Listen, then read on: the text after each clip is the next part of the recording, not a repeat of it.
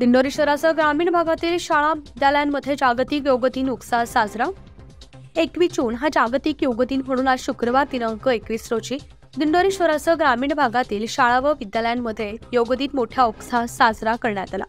दिंडोरी जनता English school उच्च माध्यमिक विद्यालय तसेच पालखेड बंधारा येथील न्यू इंग्लिश स्कूल विद्यालय व जिल्हा परिषद प्राथमिक शाळा येथे योग दिन संपन्न झाला। यावेळी दिंडोरी येथे माध्यमिक शालेय समिती अध्यक्ष बाळासाहेब मुरकुटे, उच्च माध्यमिक शालेय समिती अध्यक्ष दत्तात्रय जाधव, योगगुरू वसंत उफाडे यांच्या हस्ते सरस्वती पूजन करण्यात आलं। योगगुरू वसंत उफाडे यांनी देखील प्रत्येक योगासनाचे मानवी शरीरास फायदेच आहेत, रोजच व्यायाम केला पाहिजे, तेव्हा खऱ्या अर्थानं हा जागतिक योग दिन साजरा करणं सार्थकी ठरेल।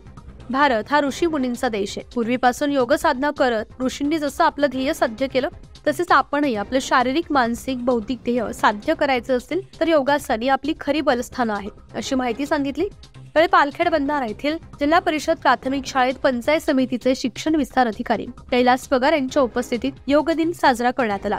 त्यावेळी पगार यांनी मार्गदर्शन करताना सांगितलं की दोघांकडे केवळ योग दिन म्हणून न पाहता योग शिक्षण हे प्राथमिक शाळेपासून अनिवार्य असलं पाहिजे, जेणेकरून शाळेच्या पहिल्या वर्गापासून योग शिक्षण दिल्यास मुलांची एकाग्रता व शारीरिक तंदुरुस्ती वाढेल।